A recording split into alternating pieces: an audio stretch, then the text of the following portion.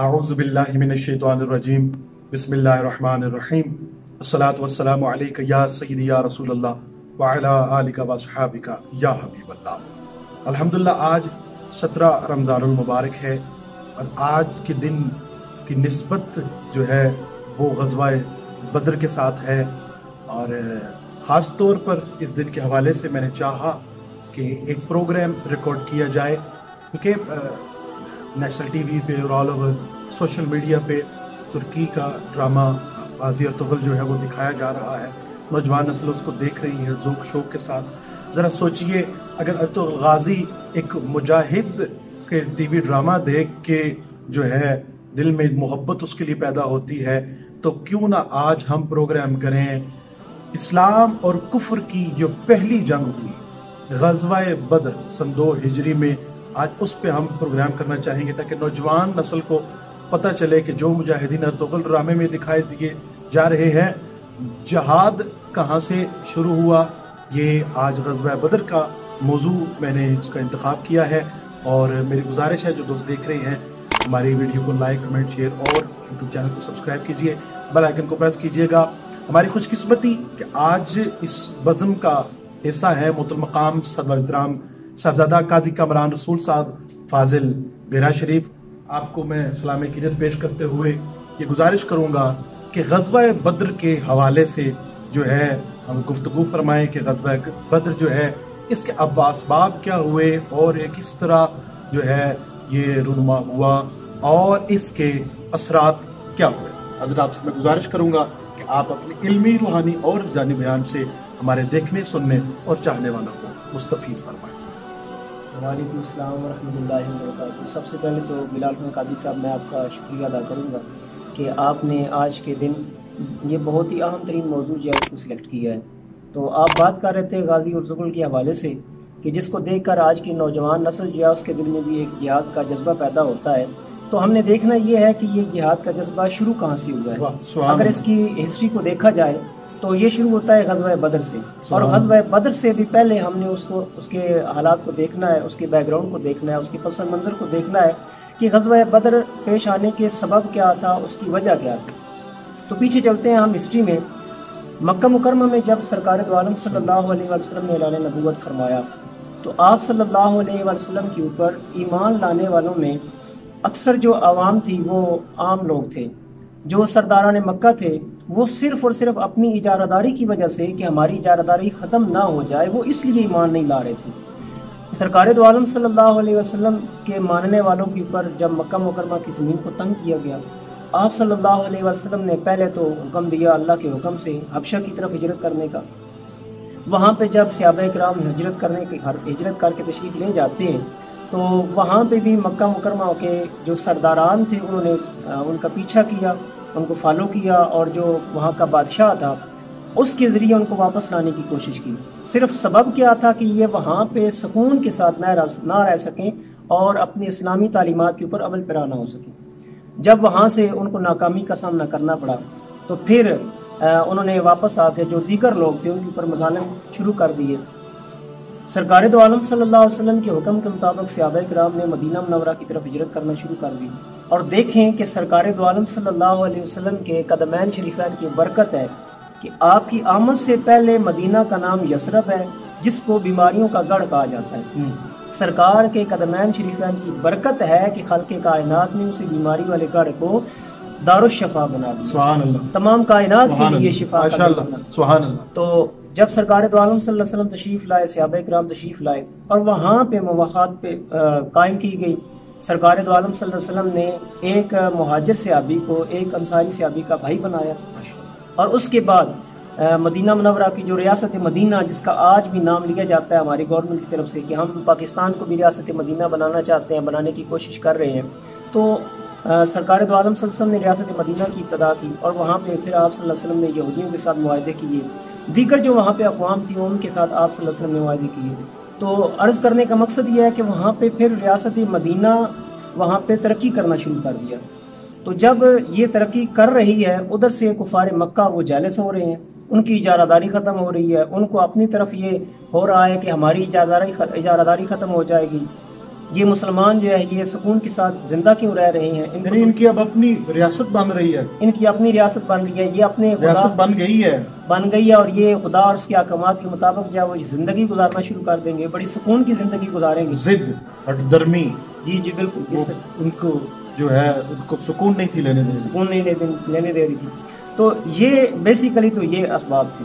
اس کے ساتھ ساتھ کفار مکہ جو تھے وہ چاہتے یہ تھے کہ چونکہ خانہ کعبہ کی ہم یہاں پہ حفاظت کرتے ہیں، ہم یہاں کی اس خانہ کعبہ کے متولی ہیں، تو اگر اسلام ترقی کرتا ہے تو یہ جو ہماری خانہ کعبہ والی جو ہم متولی ہیں ہم اس کی حفاظت کیا کرتے ہیں اور اس سے ہم انکم حاصل کیا کرتے ہیں، اور جو ہماری عزت ہے پورے معاشرے کے اندر، جو پوری اسٹیٹ کے اندر، اس پورے علاقے کے اندر، سارے قبائل کے اندر جو ہماری عزت ہے وہ ہماری خاک کے اندر مل جائے گی. ایک سبب یہ بھی تھا. تو انہوں نے مختلف قسم کی سازشیں کرنا شروع کر دی مدینہ منورہ کی ریاست کے خلاف، تاجدار کائنات صلی اللہ علیہ وسلم کے خلاف. ایون کہ انہوں نے مدینہ منورہ کا جو عبداللہ بن ابی تھا، ان منافقین کا جو سردار تھا، اس کے نام خط لکھا اور یہ کہا کہ ہمارے لوگ تمہارے پاس آ گئے ہیں اور یہ وہاں پہ سکون سے رہ رہے ہیں، تم ان کو نکالو، اگر تم نہیں نکالو گے تو ہم ان کے ساتھ بھی لڑائی کریں گے، تمہارے ساتھ بھی لڑائی کریں گے، تمہاری عورتوں کو بھی ہم جرگمال بنا لیں گے، قیدی بنا لیں گے، تمہارے بچوں کو ہم قیدی بنا لیں گے، تمہارا مال و اسباب ہم لوٹ لیں گے. تو الغرض انہوں نے کوئی ایسا پہلو چھوڑا نہیں ہے کہ جس کے ذریعے انہوں نے مسلمانوں کو تنگ نہ کیا. اسی طرح اور سرکار دو عالم صلی اللہ علیہ وسلم کے آپ صلی اللہ علیہ وسلم کے اور دیگر صحابہ کے ایک دفعہ وہ جانور جو ہے وہ کسی جگہ پہ چل رہے تھے، کسی چراگاہ میں، تو وہ آئے اور اس پہ حملہ کیا، حملہ کر کے وہ انہوں نے نقصان پہنچایا. تو گویا کہ انہوں نے پہلے ابتدا کی ہے غزوہ بدر کی، انہوں نے خود پہلے ابتدا کی ہے اور مسلمانوں کو یوں سمجھے کہ ان کو تیش دلانے کی کوشش کی ہے. جب یہ سارے معاملات ہوئے اور اس کے بعد ان کا ایک قافلہ جو ہے وہ ابو سفیان کی سربراہی میں وہ تجارت کے لیے شام گیا ہوا تھا، تو انہوں نے ایک خبر جھوٹی پھیلا دی جی کہ مسلمانوں سے ہمیں خطرہ ہے کہ اگر ان کو نہ روکا گیا، ان کا راستہ نہ روکا گیا تو ہمارا جو مال و اسباب ہے سارے مکہ مکرمہ کے بڑے بڑے لوگوں کا وہ ضائع ہو جائے گا، یہ مسلمان اس کو لوٹ لیں گے. حالانکہ ایسی کوئی بات نہیں تھی. تو یہ بیسیکلی اسباب بنے تھے. اور پھر ہوا کیا کہ ابو جہل وغیرہ جو خود یہ چاہتا تھا کہ جی ہم مسلمانوں کے ساتھ لڑائی کریں، جن کو بڑی تکلیف تھی، تو انہوں نے پورے مکہ مکرمہ میں اعلان کروا دیا کہ جی اپنے اگر قافلے کو بچانا ہے تو تم جو ہے وہ اپنا مال بھی دو، خود بھی آؤ، اپنے بچوں کو بھی لے آؤ اور اپنے غلاموں کو بھی لے آؤ، اور مال و دولت دے کے یوں سمجھے کہ کرائے کے اوپر لوگوں کو تم لے آؤ اور مسلمانوں کے ساتھ ہم لڑائی کریں. تو وہ پھر سبب یہ بنا تھا، تو وہ آئے اور مکہ مکرمہ سے وہ چلے اور مدینہ منورہ کی طرف انہوں نے ایک یوں سمجھے کہ لڑائی کی خود پہلے ابتدا کی. حضرت یہ تو ہو گئے اسباب غزوہ بدر کے. اب غزوہ بدر 17 رمضان المبارک کو رونما ہوا. اس میں جو واقعات ایک دن قبل کے بھی سرکار دو عالم صلی اللہ علیہ وآلہ وسلم کی جو ہے آپ کا معجزہ بھی اس میں معجزہ بلکہ معجزات بھی ہیں، وہ بھی آپ پیش فرمائیں گے. تو وہ بھی واقعات ذرا پیش فرمائیے گا. پھر کس طرح یہ غزوہ شروع ہوا، لیڈر جو تھے وہ سرکار صلی اللہ علیہ وآلہ وسلم تھے ادھر، اور ادھر کفر میں کون تھے، پھر وہ کس طرح واصلے جہنم میں ہوئے، یہ بھی بتائیے. جی بالکل. اب جب سرکار دو عالم صلی اللہ علیہ وسلم کو پتہ چلتا ہے کہ مکہ مکرمہ سے اتنے لوگ آ رہے ہیں اور وہ مدینہ منورہ کے اوپر اٹیک کرنے کے لیے آ رہے ہیں، تو آپ صلی اللہ علیہ وسلم کا ایک بہت کمال تھا کہ حالانکہ جب آپ صلی اللہ علیہ وسلم اگر چاہتے تو صحابہ کو جو آرڈر دیتے، جو حکم دیتے، صحابہ تو اپنی گردنیں قربان کر سبحان اللہ، اپنی زندگیاں قربان کر دیتے، سر کٹاتے ہیں تیرے نام پہ مردانے عرب. کیا بات، سبحان اللہ سبحان اللہ. لیکن آپ صلی اللہ علیہ وسلم نے مشاورت قائم کی، مجلس شورا کا اجلاس بلایا جس میں انصار صحابہ کرام لیا جو کہ مدینہ منورہ کے رہنے والے تھے، ان کو انصار صحابہ کرام کہا جاتا ہے.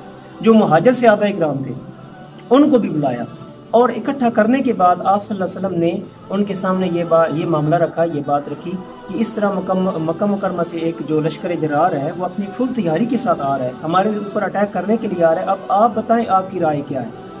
جب سیدنا صدیق اکبر رضی اللہ تعالیٰ عنہ نے سنا تو انہوں نے کہا یا رسول اللہ صلی اللہ علیہ وسلم، ہمارے جانیں آپ پہ قربان، ہماری اولادیں آپ پہ قربان، ہمارا مال آپ پہ قربان، ہماری عزت ہے آپ کی ناموس پہ قربان. پھر آپ صلی اللہ علیہ وسلم نے پوچھا تو جو مہاجرین صحابہ کرام تھے جن میں حضرت فاروق اعظم بھی ہے، حضرت مولا کائنات بھی ہیں، دیگر صحابہ کرام سب نے اپنی اپنی رائے کا اظہار کیا.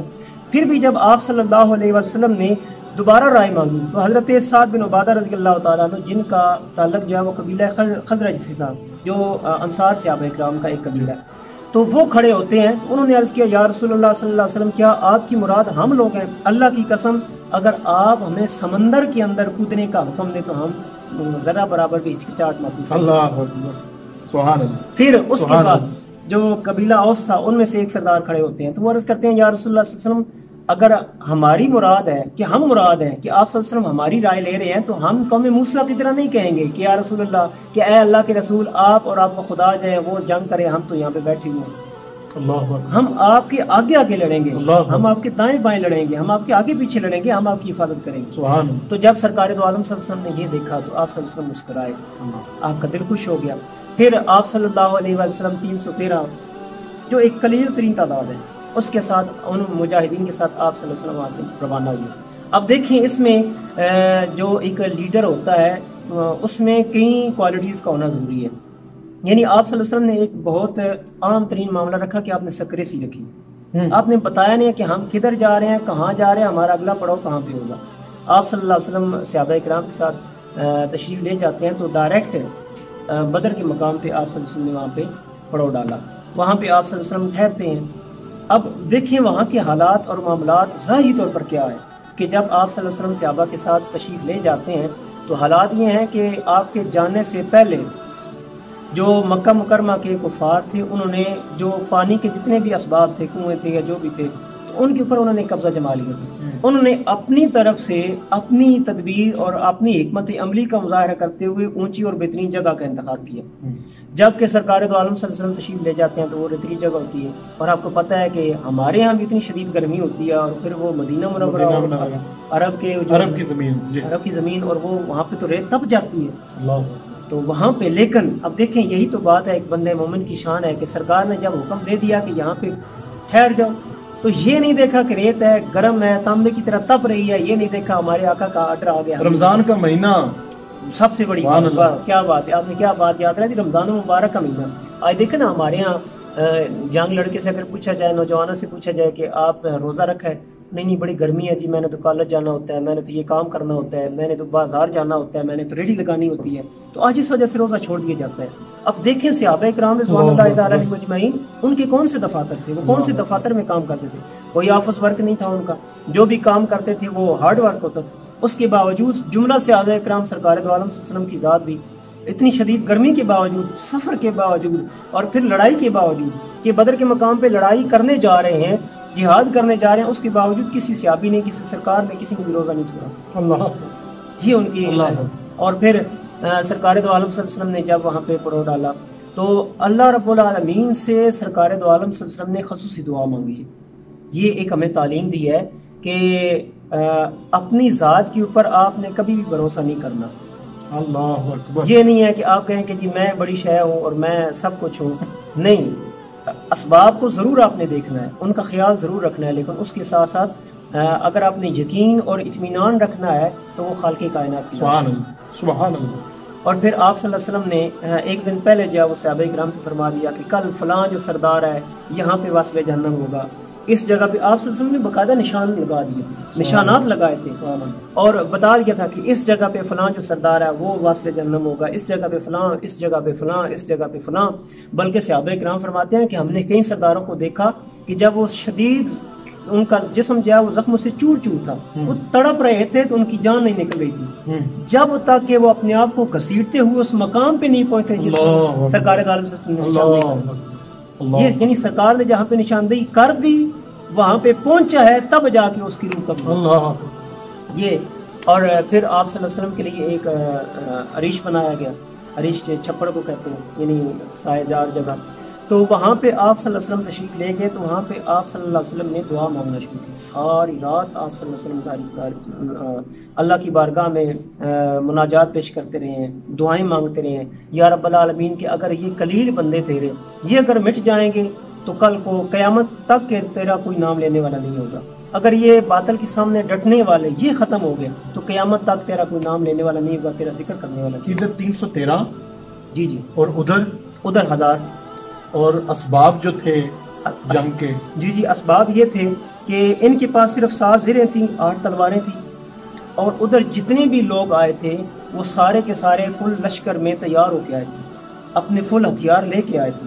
یعنی یوں سمجھے کہ ادھر کوئی بھی بندہ ایسا نہیں تھا کہ جو بغیر تیاری کے آیا ہو، جس کے پاس اسباب نہ ہو ظاہری طور پر. ان کے پاس تلواریں بھی تھیں، ان کے پاس نیزیں بھی تھیں، ان کے پاس زریں بھی تھیں، ان کے پاس سواریاں بھی تھیں. اور ادھر حالات کیا ہیں کہ لوگ صرف جب وہ پیدل چلتے آ رہے ہیں، ان کے پاس کوئی ظاہری طور پر سبب نہیں. تو اچھا یہ تو ہو گئے کچھ پہلے کے حالات. اب جنگ کے حالات کیا ہیں؟ جب رات ہوتی ہے تو سرکار دو عالم صلی اللہ علیہ وسلم دعا مانگ رہے ہیں، تو اللہ رب العالمین نے جو ان کی تدبیر تھی، جو ان کی حکمت عملی تھی، اس کو الٹ فرما دی. وہ کیسے؟ جی وہ بڑی دلچسپ بات ہے. توجہ کیجیے گا. جی وہ بڑی دلچسپ بات ہے کہ خالق کائنات نے پہلی بات تو یہ ہے کہ جتنے بھی مومنین تھے، لشکر اسلام میں داخل تھے، جو شامل تھے، جو 313 مجاہدین تھے، ان کو سکون کی نیند عطا فرما دی. اور سکون کی جو نیند ہے، یہ خالق کائنات کا بڑا بے حد و بے حساب کرم ہے، فضل ہوتا ہے، اس کا احسان ہوتا ہے. ایک تو نیند عطا فرما دی. دوسرا یہ ہے کہ خالق کائنات نے بارش نازل فرما دی. سبحان اللہ. اچھا اب آپ کہیں گے کہ بارش یہ کس طرح اللہ رب العالمین کی خاص حکمت عملی ہے؟ بارش کا فائدہ یہ ہوا کہ چونکہ مسلمان جو تھے وہ ریت کے اوپر تھے، ٹھیک ہے جی، اور جو کفار تھے وہ عام زمین کے اوپر تھے، ٹھیک ہے، اور وہ کیچڑ میں تبدیل ہو گئی.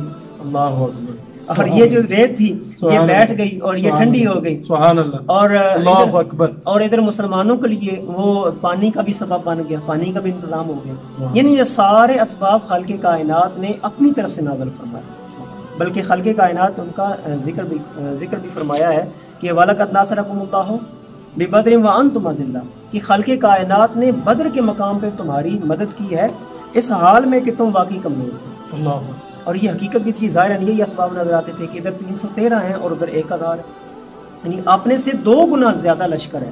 ظاہری طور پر جب دیکھا جائے کہ وہ ہتھیاروں سے لیس بھی ہیں، وہ اتنی تیاری کے ساتھ آئے بھی ہیں، اور ادھر ان کے پاس کوئی ہتھیار بھی پورے نہیں ہیں، تو ادھر وہ یوں سمجھے کہ بڑے ظاہری طور پر کمزور نظر آ رہے ہیں. 2 گھوڑے تھے، 70 سے 80 اونٹ تھے. جی جی جی بالکل اس طرح ہی ہے. اللہ اکبر. تو لیکن یہ خالق کائنات نے اپنا خصوصی کرم نازل فرمایا. جی جب جس دن لڑائی ہو رہی ہے 17 رمضان المبارک، جی جی جی 17 رمضان المبارک کو جب لڑائی ہو رہی ہے، اب اس کے حالات کیا ہیں کہ بہترین حکمت عملی سرکار دو عالم صلی اللہ علیہ وسلم نے اپنائی.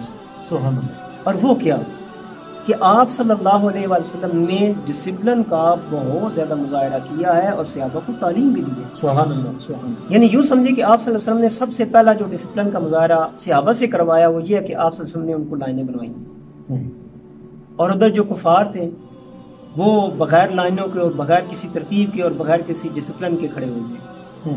سب سے پہلے تو یہ بات ہے. اس کے بعد آپ صلی اللہ علیہ وسلم نے صحابہ سے فرمایا کہ جیسے میرا جب آرڈر ملے اس کو فالو کرنا ہے.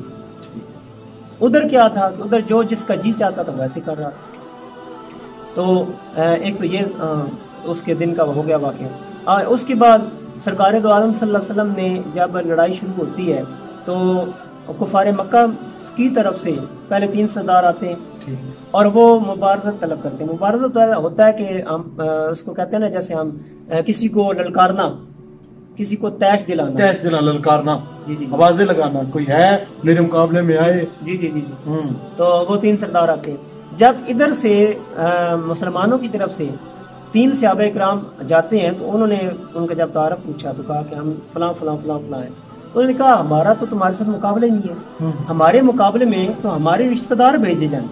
وہ رشتہ دار جو ہمیں چھوڑ کر مکہ مکرمہ سے آئے ہیں، انہوں نے اسلام کو قبول کیا ہے. ہم دیکھتے ہیں کہ وہ ان کے اندر کتنی طاقت رہی ہے. انہوں نے ہمیں چھوڑا ہے. دیکھیں نا، یہ بھی ایک غرور کا اظہار ہے، یہ بھی ایک تکبر کا اظہار ہے کہ انہوں نے ہمیں چھوڑا ہے. تو اب دیکھتے ہیں کہ سرکار دو عالم صلی اللہ علیہ وسلم کے پاس جانے کے بعد ان میں کتنی طاقت رہی ہے. تو آپ صلی اللہ علیہ وسلم نے پھر ادھر سے حضرت حمزہ رضی اللہ تعالیٰ عنہ، حضرت مولا کائنات سبحان اللہ، جب یہ 3 صحابی جاتے ہیں تو جب آمنا سامنا ہوتا ہے تو پھر جب مقابلہ ہوتا ہے ادھر سے مولا کائنات کی تلوار سامنے رہ جائے، ادھر خدا کا شیر حضرت حمزہ رضی اللہ تعالیٰ عنہ، ادھر سے کوئی رہ جائے سامنے، یہ کیسے ہو سکتا ہے؟ جب انہوں نے ان کو قتل کیا، واصل جہنم کیا، ان کی تو رونگٹے کھڑے ہو گئے. ان کو یہ چیز، ان کی یہ توقع ہی نہیں تھی. ارے یہ تو تبدیلی آ گئی، ایسی تبدیلی آئی حضرت، میں قسم سے سبحان اللہ. 313 ادھر 1000 اور ان کے پاس وہ بھی ساز و سامان جنگ کا سارا موجود ہے. جی جی جی ٹھیک ہے، اور ادھر ظاہری طور پہ نہیں ہے. جی ٹھیک ہے. اچھا مزید اس میں جاری رکھیں. جی جی ماشاء اللہ. تو اب دیکھیں کہ جب وہ واصل جہنم ہوتے ہیں، وہ تو ایک یوں سمجھے کہ بالکل حیران پریشان ہو جاتے ہیں، تو ان کو تو اس چیز کی توقع ہی نہیں تھی۔ تو پھر اس کے بعد کیا ہوتا ہے کہ ساری جو ہے وہ اکٹھی لڑائی شروع ہو جاتی ہے، اس کے بعد سارے جو ہے وہ اکٹھی لڑائی شروع کر دیتے ہیں۔ اب دیکھیں کہ اللہ رب العالمین نے کرم یہ فرمایا کہ خالق کائنات نے اپنے اسپیشل ملائکہ کی فورس کو نازل فرمایا، سبحان اللہ۔ بلکہ آج بھی جو لوگ بدر کے مقام پہ جا سکتے ہیں، جو گئے ہیں، تو وہ دیکھ کے حیران رہ جاتے ہیں کہ خالق کائنات کی قدرت کا اظہار کس طرح ہے کہ آج بھی وہ پہاڑ جن پہ ملائکہ نازل ہوئے تھے، وہ روئی کی طرح ان کو نرم نظر آتے ہیں۔ سبحان اللہ، سبحان اللہ۔ تو ملائکہ نازل ہوتے ہیں۔ اب دیکھیں نا، وہ اللہ رب العالمین کا ایک فرمان بھی حدیث قدسی ہے کہ میرا بندہ جب میری طرف ایک قدم اٹھا کے رکھتا ہے تو میری رحمت جو ہے وہ 10 قدم بڑھ کے اس کا استقبال سبحان اللہ، سبحان اللہ۔ یعنی مسلمانوں نے پہلے ہمت کی ہے، سرکار کو فالو کرتے ہوئے کوشش کی ہے۔ صحابہ فرماتے ہیں کہ یقین جانے ہمیں پتہ ہی نہیں چلتا تھا کہ ہم صرف ارادہ کرتے تھے کسی بھی کافر کی گردن مارنے کا، ہماری تلوار بعد میں لگتی تھی، وہ پہلے گر جاتا تھا۔ تو یہ اللہ رب العالمین کی مدد تھی، نصرت تھی کہ پہلے 3000 پھر 5000 کا ملائکہ کا لشکر جو ہو گیا۔ تو یہ خالق کائنات نے شعر ہے نا، فرشتے تیرے نصرت کو اتر سکتے ہیں گردوں سے کتار اندر کتار، فضائے بدر پیدا کر فرشتے تیری نصرت کو اتر سکتے ہیں گردوں سے قطار اندر قطار۔ بلکہ میں حضرت یہ پچھلے دنوں غالباً 10 رمضان المبارک کو حضرت محمد بن قاسم رحمۃ اللہ تعالی نے، جو سندھ کے اندر جنہوں نے اسلام کا پرچم سے پہلی دفعہ سر بلند کیا، ان کا دن گزرا ہے، تو وہ بھی بڑی خاموشی سے گزر گیا۔ تو یہ ہمیں تھوڑا سا وہ بھی کرنا چاہیے۔ اب دیکھیں نا کہ محمد بن قاسم بھی آتا ہے اور اتنی چھوٹی سی عمر میں اور اتنے تھوڑے سے لشکر کے ساتھ راجہ دار کے مقابلے میں تو کیسے آ جاتا ہے اور کیسے فتح حاصل کر لیتا ہے۔ اس کا جو بیک گراؤنڈ ہے، جو پس منظر ہے، وہ بدر کا مقام ہے۔ اسی طرح آپ غازی ارطغرل کا وہ ڈرامہ جو اس کا ایک ریفرنس دے رہے تھے کہ ہماری نوجوان نسل بڑا اس کو لائک کر رہی ہے، بڑا اس کو دیکھ رہی ہے اور ان کا ایک جذبہ جہاد جو ہو رہا ہے، تو اس کا بھی سبب کیا ہے کہ ارطغرل غازی کو اتنی ہمت، اتنی طاقت کیسے ملی ہے؟ وہ بھی ایسی ملی ہے کہ انہوں نے بدر کے مقام کو سامنے دیکھا۔ تو چلیں اب آتے ہیں اپنے واپس ٹاپک کی طرف۔ ہمارا جو جنگ کے دن کے حالات چل رہے تھے کہ جب ادھر سے دیکھیں کہ ادھر سے صرف 14 مسلمان شہید ہوتے ہیں اور ادھر سے 70 ان کے جو نامی گرامی کافر ہیں، جو ان کے سردار بھی شامل ہیں، اور بڑے بڑے لوگ ہیں، بڑے بڑے پہلوان لوگ ہیں، بڑے بڑے طاقت اور قوت والے، وہ واصل جہنم ہوتے ہیں۔ اور صرف واصل جہنم میں وہ 70 نہیں ہوتے، بلکہ ان کے 70 افراد کو قیدی بھی بنا لیا جاتا ہے۔ کہاں وہ 1000 آئے تھے بدماشی لے کے اور کہاں 70 گرفتار کرائے بیٹھے، اور 70 جو تھے وہ قتل بھی ہو گئے، اور سردار جتنے ان کے مارے گئے۔ ان ابو جہل والا واقعہ جو ہے وہ دیکھنے والوں کو لیکن خوشی ہو رہی ہے نا اس بات کی ہے کہ کفر مار رہا ہے، ٹھیک ہے، تو وہ واقعہ بھی بتائیے گا۔ اور دوسری بات، رشتہ دار آمنے سامنے، کوئی ایسا واقعہ کہ رشتہ دار آمنے سامنے ہو، یہ 2 باتیں کیا بات پیش کیجیے گا۔ کیا کمال ہے جی، کمال ہے۔ آپ نے بڑی زبردست بات یاد کرائی ہے۔ حضرت ابوبکر صدیق رضی اللہ عنہ، ان سے شروع کرتے ہیں جو یار غار بھی ہیں اور یار مزار بھی ہیں۔ سبحان اللہ۔ تو ایک مرتبہ نا بیٹھے ہوئے تھے، تو آپ کے بیٹے کہتے ہیں کہ اے ابا جان، بدر کے مقام پہ آپ 6-7 مرتبہ میری تلوار کے سائے میں آئے، میں نے آپ کو باپ سمجھ کے چھوڑ دیا۔ اب دیکھیں، یہ ادھر ایک باپ ہے، دوسری طرف بیٹا ہے۔ باپ مسلمانوں کی طرف سے لڑ رہا ہے، بیٹا کفار کی طرف سے لڑ رہا ہے۔ باپ سرکار کے لشکر سے لڑ رہا ہے، بیٹا جو ہے وہ ابو جہل کے لشکر سے لڑ رہا ہے۔ تو ان کا ایمان بھرا جواب سنے، آپ نے فرمایا کہ تو بے شک میرا بیٹا ہے، لیکن اگر بدر کے مقام پہ میں تیری تلوار کی زد میں 6-7 دفعہ آیا، تو اگر ایک دفعہ بھی میری تلوار کی زد میں آ جاتا، میں تیرا سر تن سے جدا کر دیتا۔ اللہ نے کہا وہ کیوں؟ میں آپ کا بیٹا ہوں۔ آپ نے فرمایا اس وقت میں نے یہ نہیں دیکھنا تھا تو میرا بیٹا ہے، میں نے دیکھنا تھا میری سرکار کا دشمن آ رہا۔ اللہ۔ اسی طرح کئی صحابہ کرام، کوئی اپنے یوں سمجھے کہ سگے بھائی کے سامنے آ رہا ہے، کوئی بھانجا جو اپنے ماموں کے سامنے آ رہا ہے، تو اس طرح، لیکن انہوں نے یہ نہیں دیکھا کہ یہ میرا رشتہ دار ہے، یہ میرا عزیز ہے۔ انہوں نے صرف اس چیز کو دیکھا ہے کہ یہ میرے آقا کا دشمن ہے، یہ میرے آقا کا دشمن ہے، تو میں نے اس کو یہ نہیں دیکھنا کہ میرا رشتہ دار ہے۔ جب میرے آقا کا دشمن ہے، اس کا میرے ساتھ کوئی تعلق نہیں۔ نماز اچھی، روزہ اچھا، حج اچھا، زکوٰۃ اچھی، مگر باوجود اس کے میں مسلمان ہو نہیں سکتا۔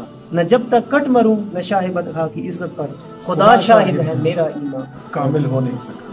اور ابو جہل والا واقعہ، جی وہ حضرت عبد الرحمن بن عوف رضی اللہ تعالیٰ عنہ، آپ فرماتے ہیں کہ میں لڑائی کر رہا تھا تو میرے دائیں بائیں دو چھوٹے چھوٹے بچے آتے ہیں، تو وہ آ کے کہتے ہیں کہ چچا جان آپ ہمیں ابو جہل کے بارے میں بتائیں، اس کی کوئی خاص نشانی بتائیں۔ حضرت کیا وہ انداز ہوگا، انہوں نے کیا کہ دسو دسی یہ ہے کیڑا ہے؟ اللہ اکبر۔ تو آپ فرماتے کہ میں حیران ہوا، میں نے کہا بھی میرے ساتھ دو چھوٹے چھوٹے بچے ہیں، تو ظاہر ہے کہ جب سائڈوں پہ کوئی تگڑے لوگ ہوں تو پھر ایک بندے کو حوصلہ ہوتا ہے کہ ماں تو میں تو پہلے ہی پریشان تھا، تو جب انہوں نے یہ سوال کر دیا تو میں اور زیادہ پریشان ہو گیا کہ اب یوں سمجھے کہ وہ پنجابی میں کہتے ہیں نا کہ کھکھر دے جتھے وچ ہاتھ پاؤنا۔ آپ بچے کہہ رہے ہیں کہ ابو جہل دسو کہ ابو جہل، میں نے پوچھا بیٹا کرنا کیا ہے؟ انہوں نے کہا ہم نے کرنا کیا ہے، وہ ہمارے آقا کا دشمن ہے، اللہ اکبر، وہ پھر ہمارے ہوتے ہوئے زندہ رہے، اللہ ہماری زندگی میں وہ زندہ رہ جائے، یہ کیسے ہو سکتا ہے؟ من سبا نبیًا فقتلو، من سبا نبیًا فقتلو، اللہ سبحان اللہ سبحان اللہ۔ آپ نے اس کی نشانی بتائی کہ وہ دیکھو وہ سامنے لڑائی کر رہا ہے، اس کا جو ایک خاص اس کا سٹائل تھا، اس کا جو انداز تھا، وہ جو بڑا سردار بن کے آیا۔ اب دیکھیں نا، یہ بھی اس کی ایک رونق تھی، یہ بھی اس کی ایک فرعونیت تھی کہ جب اس کو پتہ چل گیا کہ ابو سفیان کا جو قافلہ ہے وہ بخیر و عافیت مکہ مکرمہ جا چکا ہے، اس کو کئی سرداروں نے کہا اب ہمارا جو مقصد تھا وہ مین یہی تھا کہ ہم نے ابو سفیان کے قافلے کو بچانا ہے، جب وہ ہمارا بچ کے جا چکا ہے تو اب ہماری لڑائی کا مقصد ہی کوئی نہیں ہے۔ اس نے کہا نہیں، یہ تو نہیں ہو سکتا، یہ تو نہیں ہو سکتا کہ ہم آئیں اور بغیر مسلمانوں کو نقصان کیے ہم واپس چلے جائیں۔ تو یہ اس کی ایک فرعونیت تھی، اس کی رونیت تھی۔ اچھا بات چلتے ہیں اپنے بات کی طرف۔ تو جب بچوں نے پوچھا، حضرت عبد الرحمن بن عوف رضی اللہ تعالیٰ عنہ فرماتے ہیں کہ میں نے جب اشارہ کیا تو میرے اشارہ کرنے کی دیر تھی، وہ تو دوڑ کے جاتے ہیں۔ اللہ اکبر۔ اب دیکھیں کہ ایک طرف وہ اتنا بڑا سردار اور اتنا بڑا اس کا وہ سٹیٹس تھا، تو اپنے آپ کو فرعون سمجھتا تھا، اپنے آپ کو طاقتور سمجھتا تھا، ادھر سے دو بچے جا رہے ہیں چھوٹے اور وہ اس کو جناب واسل جہنم کر دیتے ہیں، اس کو شدید ترین زخمی کرتے ہیں۔ اچھا اس سے نا اس کی جو واسل جہنم ہونے والا واقعہ ہے وہ بڑا دلچسپ ہے۔ وہ کیا ہے کہ جب وہ شدید ترین زخمی ہے اور زمین کے اوپر لیٹا ہوا ہے، تو ایک صحابی جو مکہ مکرمہ میں جب تھے تو ان کو وہ بڑی نا حقارت کی نظر سے دیکھا کرتا تھا، وہ جاتے ہیں تو اس کے سینے کے اوپر چڑھ جاتے ہیں، کہتے ہیں بتا اب کیا معاملات ہیں، کیسے تو کہتا ہے کیا ٹھیک ہے، تمہیں فتح ہو گئی ہے، تمہیں فتح ہو گئی تو کیا ہے اس میں؟ آپ نے فرمایا پھر بھی غرور ختم نہیں ہو رہا، وہ تو ختم۔ اس سے اگلی بات آپ کو بتاؤں، وہ کہتا ہے جب اس صحابی نے اس کا وہ گلا کاٹنا شروع کیا تو جو ان کی تلوار تھی وہ زنگ آ گئی تھی، اس لیے کاٹ نہیں رہی تھی۔ یہ بھی ایک رب کی طرف سے اس کو اذیت اور عذاب دیا جا رہا ہے کہ جس تم میرے بندے کو مکہ مکرمہ میں ایک غرور کی نظر سے دیکھا کرتا تھا اور اس کو حقارت کی نظر سے دیکھا کرتا تھا، آج وہی تیرے سینے کے اوپر چڑھ کر تیرا سر کاٹ رہا ہے، اور وہ بھی ایک جو تیز تلوار کے ساتھ نہیں، آرام آرام سے، آہستہ آہستہ، تاکہ تجھے تکلیف ہو۔ اچھا دیکھیں، اس کا غرور کہتا ہے کہ میرا سر جو ہے نا وہ تھوڑا سا اونچا کر کے کاٹنا، مطلب زیادہ ہو، میری گردن جو ہے نا وہ تھوڑی سی زیادہ، یہ نہیں ہے کہ بالکل تھوڑی سی کاٹنا۔ میں نے کہا وہ کیوں؟ کہتا ہے تاکہ پتہ چلے کہ ایک سردار کا سر آ، بلکہ اس کے واسطے جہنم ہونے کے بعد سرکار فرماتے ہیں کہ جتنے بھی انبیاء تھے سب انبیاء کے فرعونوں میں سے میرا جو یہ ابو جہل فرعون تھا میری امت کا، یہ سب سے شدید ترین، اللہ اکبر، اتنا شدید ترین۔ تو بہرحال وہ عرض کرنے کا مقصد یہ ہے کہ سارے جو ان کے بڑے بڑے لوگ تھے وہ واسل جہنم ہوئے، اسلام کو خلقی کائنات میں فتح عطا فرمائی، نتائج، جی یہ نتائج۔ اچھا اب دیکھیں کہ جب جنگ اختتام پذیر ہوتی ہے تو اس کے بعد کیا حالات ہوتے ہیں، کیا واقعات ہوتے ہیں کہ عمومی طور پر سرکار سے پہلے بھی اور سرکار کے بعد بھی جتنے بڑے بڑے نام، ہٹلر دیکھ لیں اور نیپولن دیکھ لیں اور جتنے بھی سکندر اعظم کو دیکھ لیں، جتنے لوگ ہیں یہ تو جو قیدی ہوتے ہیں ان کو نیست و نابود کر دیتے ہیں، بڑی زیادتی کی جاتی ہے، ان کا مال و اسباب لوٹ لیا جاتا ہے، ان کو قتل کر دیا جاتا ہے، ان کے ساتھ جو لوگ آئے ہوتے ہیں ان کو نیست و نابود کیا جاتا ہے۔ اب بلکہ آپ جانتے ہی ہیں کہ یہ جو ہلاکو خان تھا تو کئی لاکھ لوگوں کا سر قلم کر کے اس نے مینار بنائی تھی، لیکن ادھر سرکار دو عالم صلی اللہ علیہ وسلم کو دیکھیں، رحمت اللہ عالمین صلی اللہ علیہ وسلم کو دیکھیں کہ آپ صلی اللہ علیہ وسلم نے فرمایا کہ کسی کو نقصان نہیں پہنچانا۔ جب قیدی قید کر لیے جاتے ہیں اور جو ان کے واسطے جہنم افراد تھے ان کو ایک گڑھے کے اندر ڈال دیا گیا، سرکار دو عالم صلی اللہ علیہ وسلم ان سے مخاطب ہو رہے ہیں، ان سے خطاب فرما رہے ہیں، فرمایا اے ابو جہل، اے فلاں بن فلاں، اے عتبہ، اے شیبہ، میں تمہیں کہا نہیں کرتا تھا کہ میں سچا رسول ہوں؟ اللہ اکبر. جب آپ صلی اللہ علیہ وسلم نے یہ فرمایا تو اللہ حضرت عمر اکبر. بن خطاب رضی اللہ تعالیٰ عنہ آپ نے عرض کیا یا رسول اللہ صلی اللہ علیہ وسلم یہ تو مر چکے ہیں، اب ان کو کیا کہہ رہے ہیں؟ سرکار نے فرمایا اے عمر تم ان سے زیادہ نہیں سن سکتے. ہائے ہائے اللہ اکبر. یا اب دیکھیں کہ وہ واصل جہنم ہونے کے باوجود بھی اگر وہ سن سکتے ہیں تو کیا سرکار ہمارا درود و سلام نہیں اللہ. کرتے؟ یہ تو ویسے ایک ضمن بات آ گئی، میں نے کہا چلے بات کرتا چلو. میں عرض کر رہا تھا کہ سرکار دو عالم صلی اللہ علیہ وسلم جب جنگ اختتام پذیر ہو جاتی ہے تو آپ صلی اللہ علیہ وسلم نے دیکھا کہ حضرت جبرائیل امین علیہ السلام گھوڑی پہ سوار ہے اور آپ صلی اللہ علیہ وسلم کی بارگاہ میں آ کے عرض کرتے ہیں یا رسول اللہ صلی اللہ علیہ وسلم اب جنگ ختم ہو چکی ہے، اگر آپ کی اجازت ہو تو میں اپنے لشکر کو آپ کی اجازت سے واپس لے جاؤں. اللہ اکبر.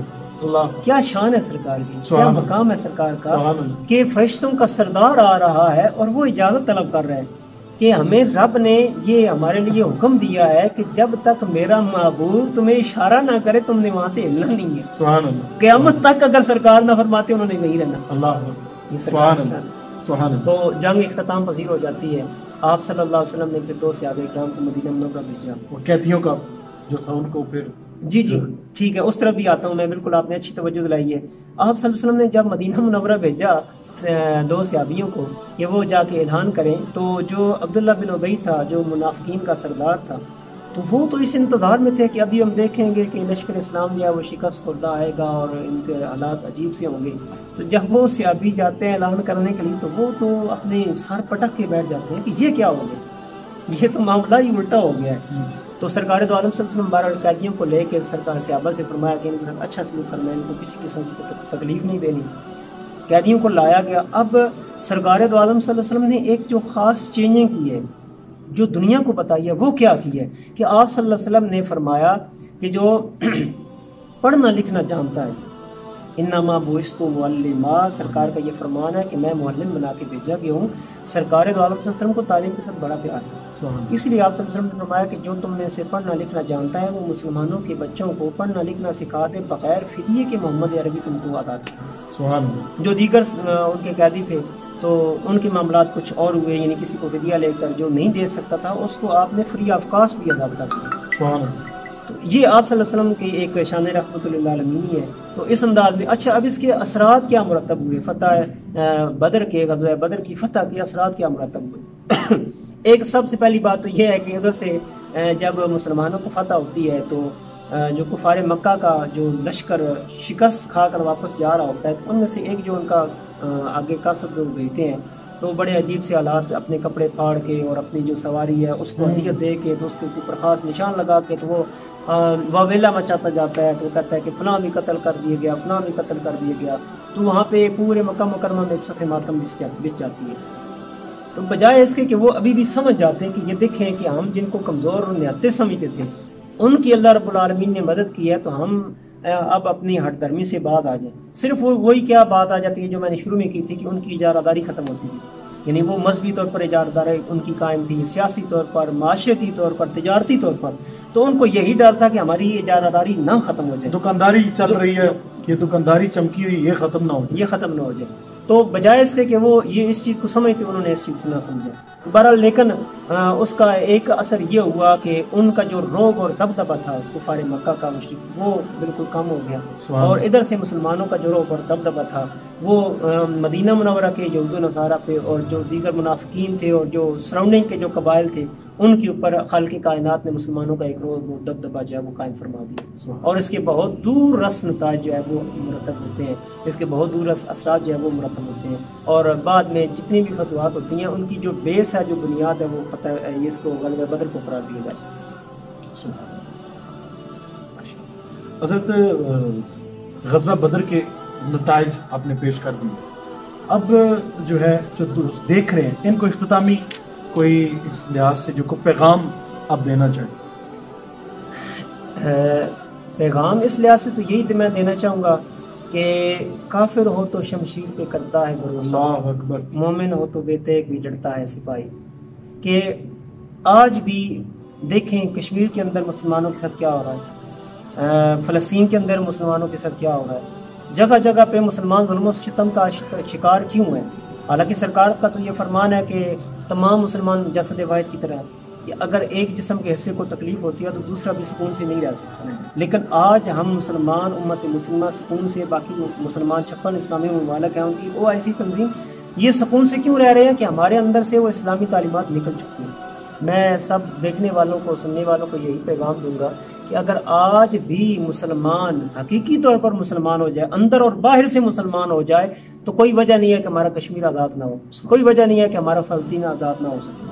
صرف اور صرف کمی ہمارے اندر ہے. ہمارے اللہ رب العالمین کی بارگاہ میں دعا ہے کہ ہمارے حکمرانوں کو یہ دینی غیرت اور دینی حمیت عطا فرمائے، آپس میں اتفاق و اتحاد عطا فرمائے. یہ جو ان کی ذاتی اناد ہے، ان کی چپکلشیں ہیں اور ذاتی ان کی مفادات ہیں، یہ ختم کر کے ان کو امت مسلمہ کی مجموعی طور پر فکر و سوچ عطا. میں یہی پیغام دینا چاہوں گا کہ آپ مسلمان بنیں، اندر سے اور باہر سے ہر طرح سے مسلمان بنیں. یہی میرا پیغام ہے. ہمارا آج کا یہ پروگرام اختتام پذیر ہوا. بہت بہت شکریہ صدر قاضی کامران رسول صاحب آپ کا، اور دیکھنے والے سے گزارش ہے کہ سدا بہار دیویس باغے قد خزانہ آوے. تاجدار گولڈا پیچھے نصیر الدین شاہ گولوی رحمۃ اللہ کے اس کلام کے 2 شعر پڑھ کے اجازت چاہوں گا. اس ویڈیو کو زیادہ سے شیئر کیجیے گا.